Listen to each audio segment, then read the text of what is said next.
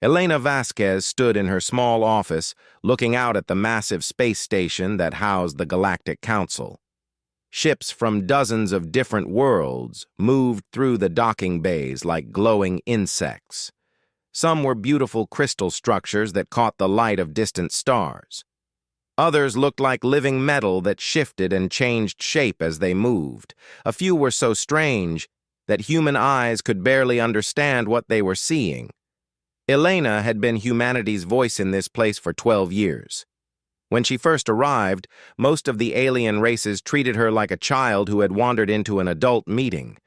They spoke over her, ignored her suggestions, and acted like humans were too young and stupid to have real opinions about galactic matters.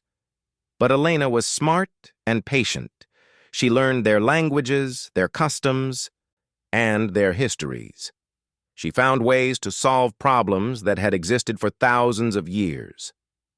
When the rock-like granite peoples and the gas cloud nebula dancers had been fighting over mining rights for 3 centuries, Elena suggested they share the resources and work together. It took 6 months of careful talking, but she made it happen. When trade disputes threatened to start wars, Elena found compromise solutions that made everyone happy. When ancient enemies refused to speak to each other, she became the bridge between them. Slowly, grudgingly, the other races began to respect her.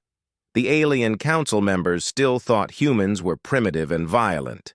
They pointed to Earth's history of wars and conflicts as proof that humans could not be trusted with real power. But Elena kept proving them wrong. She never lost her temper, never threatened anyone, and always looked for peaceful solutions. The 3 most powerful races in the galaxy were not happy with Elena's success. The Seraphim looked like living crystals and believed they were superior to all other life forms. The Korthak were insects that shared one giant mind across billions of bodies. The Ethereals were energy beings so old that they remembered when the galaxy was young. These 3 races had controlled galactic politics for millions of years. They watched with growing anger as Elena helped smaller, weaker races gain more rights and freedoms. When she successfully negotiated mining contracts for 17 human colonies, giving Earth access to resources that had been blocked for decades, they decided she had gone too far. The charges they brought against Elena were lies, and everyone knew it. They accused her of trying to make humans the ruling race of the galaxy. They said she was secretly working to start a rebellion against the established order. They claimed she was spreading dangerous ideas about equality and freedom. Elena defended herself with calm logic and clear evidence. She showed how every agreement she had made benefited multiple races, not just humans. She proved that her work had actually prevented conflicts and saved lives. She demonstrated that cooperation made everyone stronger and more prosperous. But the trial was just for show. The 3 ruling races had already decided her fate. They wanted to send a message to humanity and to every other young race that dared to challenge their authority. Know your place, they were saying. Accept what we give you and be grateful. The execution was scheduled to be broadcast across the entire galaxy. Billions of beings would watch as humanity's greatest diplomat was reduced to atoms in an energy dissolution chamber. The weapon was designed to be completely destructive. Nothing would remain, not even DNA that could be recovered and honored. Elena was allowed to make one final statement before her death. She stood straight and proud, her voice clear and strong as it carried to every corner of human space and beyond. "You fear us not because we are violent," she said, looking directly at the 3 alien leaders who had condemned her. "You fear us because we refuse to accept limitations. We dream of better things, and we work to make those dreams real. We believe that every intelligent being deserves freedom and respect, regardless of how old their civilization is, or how much power they currently hold." She paused, and her voice became even stronger. "You think killing me will make humans submit to your will. You think removing our voice from this council will make us disappear quietly into the background. You are wrong. The ideas I have shared, the hope I have represented, the dreams of equality and justice. These things are bigger than one person. They will outlive me, and they will grow stronger because of what you do here today." The energy beam lasted exactly 3 seconds. When it faded, nothing remained of Elena Vasquez except a small pile of gray ash on the chamber floor. The alien council members felt satisfied. The troublesome human was gone. Her dangerous ideas about equality and cooperation would die with her. Order would be restored, and the proper hierarchy of species would continue as it had for millions of years. They were wrong about everything. Across human space, from Earth to the furthest colonies, people watched their greatest leader die. They saw how she faced death with courage and dignity. They heard her final words about hope and dreams and the refusal to accept limitations. In hidden bases throughout human territory, military officers received coded messages. Ancient protocols were activated. Secret projects that had been years in development began their final preparations. The galaxy had just executed hope itself. Soon it would learn what happened when humans had nothing left to lose. Admiral Sarah Chen was drinking coffee in her quarters when the message arrived. The communication came through channels so secret that most of the human military did not know they existed. The words were simple but carried the weight of 50 years of preparation. Article 7 has been invoked. Authorization: Omega Black. All fleet commanders prepare for final protocol implementation. Sarah set down her coffee cup and walked to her personal safe. Inside was a data pad that she had hoped never to use. She had carried it for 15 years, moving from assignment to assignment, always knowing that someday it might be needed. Today was that day. The data pad contained everything: locations, access codes, personnel files, and operational orders for the most classified project in human history. The Silent Fleet had been under construction for half a century, hidden in the empty spaces between stars where no alien patrols ever went. Sarah's current location was listed as a mining station in the Kuiper Belt, far beyond Pluto. To anyone watching, she was just another officer supervising asteroid mining operations. The reality was very different. The mining station was actually the command center for the largest secret military project ever undertaken by humanity. She sent out the wake-up calls using quantum communication links that could not be detected or intercepted. Across human space, similar messages went out to commanders who had been waiting years for this moment. In asteroid belts, behind gas giant moons, and in the empty darkness between solar systems, things that had been sleeping began to wake up. The UHSV Retribution looked like a large asteroid from the outside. Special materials and careful shaping made it invisible to most sensors. But inside the rocky shell was a ship that represented the absolute peak of human engineering and ingenuity.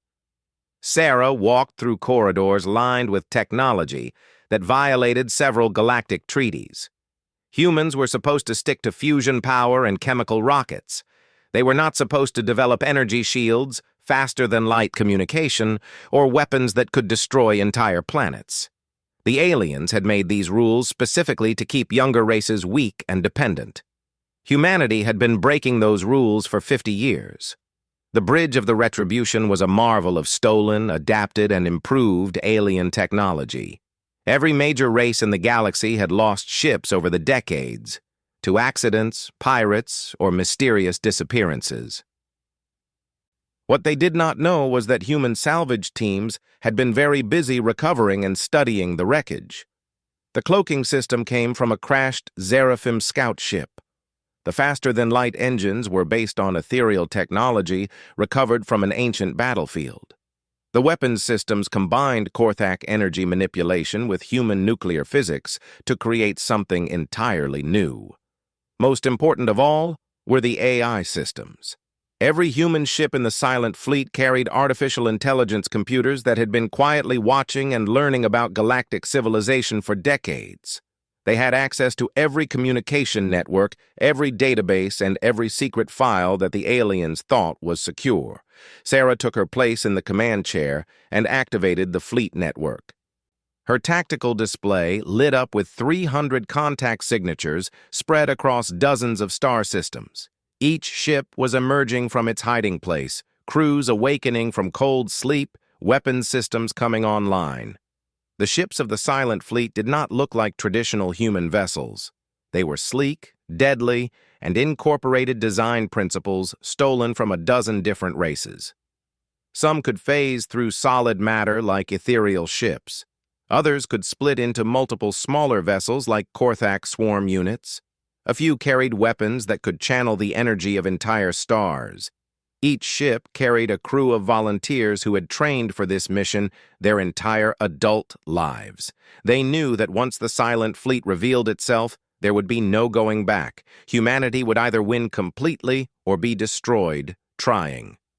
Sarah opened a communication channel to every major government and military installation in the galaxy. Her message was broadcast simultaneously in 47 different languages, ensuring that every intelligent species would understand it clearly. "This is Admiral Sarah Chen of the United Human Silent Fleet," she said, her voice calm and professional. 18 hours ago, you executed Elena Vasquez, humanity's legally appointed representative to the Galactic Council. This action was murder, committed without justification or due process. She paused, letting the implications sink in across the galaxy. Most aliens had never heard of the Silent Fleet. They were about to learn. You have 72 hours to surrender the individuals responsible for Elena Vasquez's death for trial by human justice. You will turn over the 3 council leaders who ordered her execution, along with any subordinates who participated in this crime. Sarah's voice became harder, more threatening. Failure to comply will result in the complete dismantling of current galactic civilization. We do not bluff. We do not negotiate. We do not forgive. The choice is yours. The transmission ended, leaving the galaxy in stunned silence. For millions of years, the established order had been the same. Older races ruled, younger races obeyed. Now, for the first time, that order was being challenged by a species that most aliens still considered primitive. On Nexus Prime, the Galactic Council met in emergency session. The 3 ruling races were angry and dismissive. Humans were insects, they said. Tiny, short-lived creatures with no real power or technology. Whatever weapons they claimed to have were probably exaggerated lies meant to frighten their betters. They would soon learn how wrong they were. The Galactic Council's response came 36 hours after Admiral Chen's ultimatum. It was broadcast on all frequencies, intended to show the galaxy that the established powers would not bow to threats from inferior species. The so-called United Human Silent Fleet is a fantasy designed to frighten children, announced Supreme Crystal Keth Morin of the Seraphim. Humans lack the technology, the resources, and the intelligence to challenge civilizations that have ruled this galaxy since before their primitive ancestors learned to use fire. Hive Prime Zekthor of the Korthak Collective added its voice to the dismissal. Our collective consciousness has analyzed human military capabilities. They possess fusion-powered vessels with chemical propulsion systems. Their weapons are crude kinetic projectiles and low-yield nuclear devices. They are insects pretending to be predators. The ethereal dominion spoke last, their ancient voice carrying the weight of millions of years. Young species often resort to bluster when faced with their own limitations. We have seen countless races make similar threats throughout galactic history. They all learn to accept their proper place in the natural order. The 3 powers then announced their military response. The Seraphim would deploy their crystal armadas, ships carved from living diamond that could withstand direct bombardment from stellar cores. The Korthak Collective would unleash swarm fleets numbering in the tens of thousands. each ship linked to a single controlling intelligence. The ethereal dominion would activate ancient weapons that had been sleeping since the galaxy's youth. Combined, these forces represented more firepower than had been assembled in recorded history. The alien leaders were confident that this overwhelming display would force humanity to surrender without a fight. The first battle took place at the Proxima Gate, a strategic hyperspace junction that controlled access to several major trade routes. A Seraphim battle group of 40 vessels dropped out of faster-than-light travel, expecting to find human ships fleeing in panic. Instead, they found 3 human destroyers waiting in perfect formation. Admiral Thoran of the Seraphim felt amused as his sensors analyzed the human vessels. They appeared to be primitive fusion-powered craft with minimal shielding and no obvious weapon systems. His crystalline ships were each the size of a small city, their diamond hulls capable of surviving supernovas. "Send a surrender demand," he ordered his communications officer. "Give them one chance to withdraw before we demonstrate the futility of resistance." The human response came immediately. "This is Captain Martinez of the UHSV Vengeance. You have entered human-controlled space without authorization. Surrender immediately or be destroyed." Admiral Thoran laughed, a sound like breaking glass that echoed through his ship's corridors. "Destroy these insects," he commanded. The Seraphim ships opened fire with crystal lances, focused beams of energy that could cut through planets. The weapon struck the human destroyer's dead center, delivering enough power to vaporize entire mountains. Nothing happened. The human ships phased through the energy beams like they were made of light instead of matter. They moved with impossible speed, appearing and disappearing in ways that violated every known law of physics. Then, they began to fight back. The first Seraphim ship died when a human destroyer materialized inside its crystal hull and detonated an antimatter charge. The explosion tore through the living diamond like it was paper, sending fragments spinning into space. Admiral Thoran watched in horror as his fleet was systematically destroyed. Human weapons channeled the energy of stars into lance strikes that carved through crystal armor. Their ships moved through dimensions that Seraphim science could not detect or understand. Most terrifying of all, the humans seemed to know every move before it was made. They dodged attacks that should have been impossible to predict. They struck at weak points that should have been unknown to alien intelligence. It was as if they could read Seraphim minds. The battle lasted exactly 1 hour and 17 minutes. When it ended, 37 Seraphim ships had been reduced to expanding clouds of debris. The remaining 3 vessels fled in panic, their crews traumatized by the sudden reversal of everything they had believed about galactic power structures. The human ships had taken no damage. They broadcast a single message before departing. "Surrender the murderers. 66 hours remain." News of the massacre spread through galactic communication networks faster than light itself. For the first time in recorded history, an elder race had been defeated in open combat by a younger species. The impossible had become reality.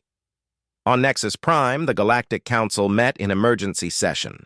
The 3 ruling races were no longer dismissive. Fear had replaced arrogance, though they refused to admit it publicly. "This was clearly some kind of trick," insisted Supreme Crystal Morin. "Humans cannot possess such technology. They must have allies we do not know about." But deep space monitoring stations were reporting similar encounters throughout the galaxy. Korthak swarm fleets were being torn apart by weapons that existed in multiple dimensions simultaneously. Ethereal phase ships were being tracked and destroyed by targeting systems that saw through their temporal camouflage. The 3 powers that had ruled the galaxy for millions of years suddenly faced a terrible truth. They were no longer the strongest forces in known space.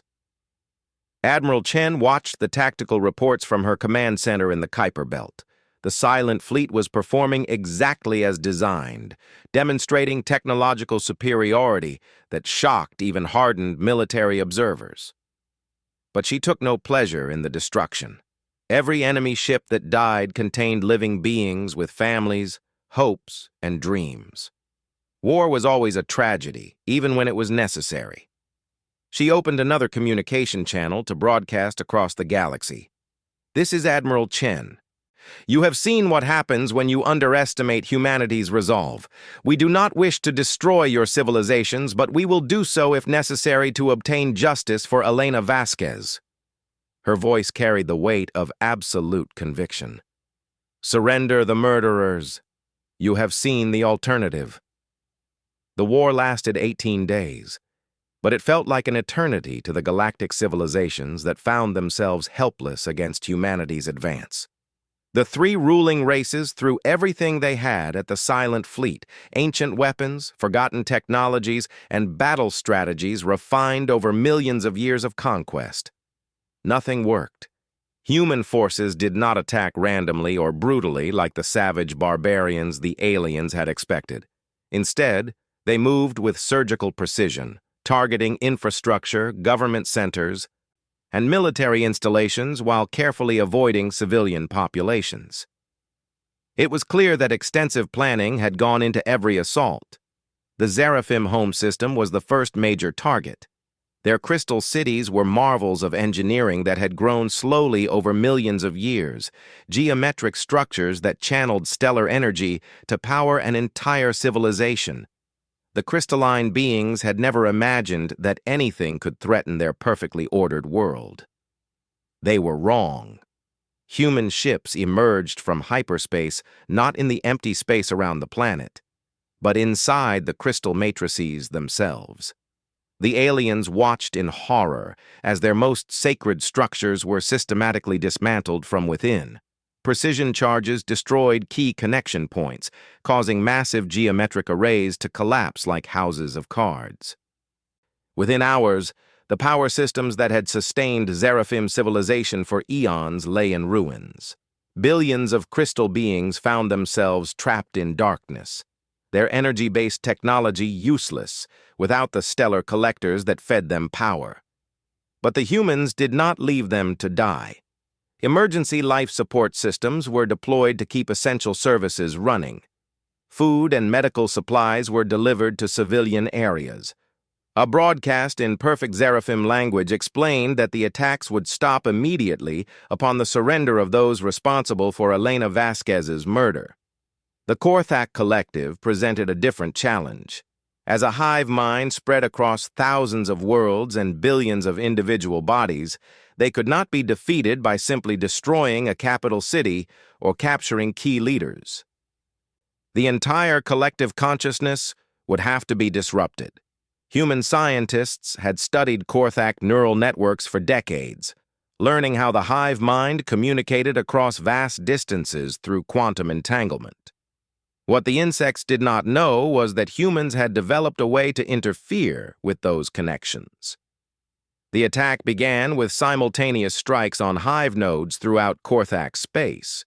These were specialized creatures that served as communication relays, allowing the collective consciousness to coordinate activities across multiple star systems. Targeted electromagnetic pulse weapons severed the quantum links one by one. As the neural network collapsed, the unified Korthak mind began to fragment. Billions of individual insects suddenly found themselves alone for the first time in their species' history. The overwhelming intelligence that had ruled their civilization for millions of years shattered into countless confused and frightened pieces. Like their attacks on the Seraphim, human forces provided humanitarian aid even as they destroyed military capabilities. Emergency broadcasts helped isolated Korthak groups organize basic survival activities. Medical teams treated insects who were suffering psychological trauma from the sudden loss of their collective identity. The ethereal dominion proved the most difficult enemy. As beings of pure energy who existed partially outside normal space-time, they possessed defensive capabilities that human scientists barely understood. Their ancient weapons could manipulate time itself, creating temporal loops that trapped enemies in endless cycles of destruction. But humanity had advantages that even the ancient ethereals could not overcome. 50 years of careful study had revealed weaknesses in their energy-based forms. Weapons that operated across multiple dimensional frequencies could disrupt their coherence patterns. Most importantly, human artificial intelligence systems could process information fast enough to function even within temporal distortion fields. The final battle for Ethereal Prime lasted 3 days and involved combat across 17 different dimensional phases simultaneously. Human ships that existed in normal space-time coordinated with weapons platforms that had been shifted into parallel realities. Energy beings that had survived since the galaxy's formation found themselves outmatched by technology they could not comprehend. When the last ethereal defense grid collapsed, the ancient beings finally understood what they faced. These were not primitive savages fighting with crude weapons. Humanity had spent decades studying every major civilization in the galaxy, learning their strengths and weaknesses, developing specific countermeasures for each potential threat. The Silent Fleet had been designed from the beginning to fight and defeat all 3 ruling races simultaneously. Admiral Chen stood on the observation deck of the Retribution as it held position above Nexus Prime, the Council's seat of power. The massive space station that housed galactic government hung before her like a wounded giant. Its orbital defense platforms lay in ruins, destroyed by weapons that struck from dimensions the alien engineers had never considered. The planet below showed signs of careful, targeted strikes. Government buildings had been reduced to rubble while hospitals and schools remained untouched. Military communication centers were smoking craters, but civilian broadcasting stations continued to operate normally. Sarah opened a final communication channel to address the galaxy directly. Her words would reach every inhabited world, every space station, every ship that still possessed working receivers. "Citizens of the galaxy," she began, her voice calm despite the magnitude of what she was announcing. "For 18 days, your leaders have chosen war over justice. They preferred to see their civilizations destroyed rather than admit that they committed murder when they executed Elena Vasquez." She paused, looking out at the debris fields that had once been the most powerful fleets in galactic history. "Your ancient races, your mighty technologies, your millions of years of supremacy, all of it has crumbled before the determination of a species you considered inferior. This is what happens when you execute hope itself." Her voice hardened with resolve. "The war ends now, not because we lack the power to continue, but because we choose mercy over vengeance. Your leaders will be surrendered for trial by human justice, or we will come and take them ourselves. The age of your dominion is over. A new order begins today." Across the galaxy, billions of beings listened to those words and understood that everything had changed forever. The natural hierarchy of species, the ancient laws of galactic civilization, the assumption that older meant stronger, all of these beliefs had been shattered in 18 days of impossible warfare. Humanity had not just won a military victory, they had proven that the future belonged to those brave enough to seize it. The surrender came from an unexpected source. Instead of the proud leaders of the 3 ruling races, it was the smaller civilizations that broke first. Worlds that had been caught in the middle of the conflict, species that had never had a voice in galactic politics, civilian populations that just wanted the destruction to stop. The message arrived on every human communication channel simultaneously, transmitted by billions of voices speaking in hundreds of different languages. "Please stop. We surrender. We will give you what you want." Admiral Chen read the surrender documents in her quarters aboard the Retribution. Hundreds of worlds were offering to turn over the 3 council leaders who had ordered Elena Vasquez's execution. Entire civilizations were begging humanity to end the war before their ancient cultures were completely destroyed. The 3 ruling races themselves remained defiant to the end. Supreme Crystal Keth Morin of the Seraphim declared that he would rather die than submit to inferior beings. Hive Prime Zek Thor of the Korthak Collective stated that the collective would fight until the last individual insect was destroyed. The ethereal dominion simply stopped communicating entirely, retreating into dimensional phases where they hoped humans could not follow. But their own people had different ideas. Seraphim crystal formations that had served the ruling class for millions of years began to crack and separate, forming new geometric patterns that excluded the leadership structures. Individual Korthak insects, still traumatized by their separation from the collective consciousness, actively hunted down hive nodes that remained loyal to the old regime. Ethereal beings who had grown tired of ancient wars emerged from dimensional hiding to drag their leaders into normal space-time. Within 72 hours of the surrender announcement, 3 beings who had once controlled the fate of galaxies found themselves in human custody. They were transported to a secure facility on Luna, humanity's moon, where they would await trial for their crimes. The galaxy expected humanity to execute its prisoners immediately, perhaps in the same brutal manner that Elena Vasquez had died. Many species throughout galactic history had behaved exactly that way when they achieved victory over their enemies. Humanity surprised everyone. The trials were conducted with careful attention to legal procedure and evidence. Every session was broadcast live across the galaxy, with professional translators providing commentary in hundreds of different languages. The charges were read clearly: murder, conspiracy, abuse of power, and crimes against galactic peace. The evidence was overwhelming. Communication records showed how the 3 leaders had planned Elena's execution together. Witness testimony revealed that the charges against her had been fabricated. Expert analysis proved that she had been killed specifically to send a message to other young races about the consequences of challenging established authority. But the defendants were allowed to speak in their own defense. They had access to legal representation from their own species.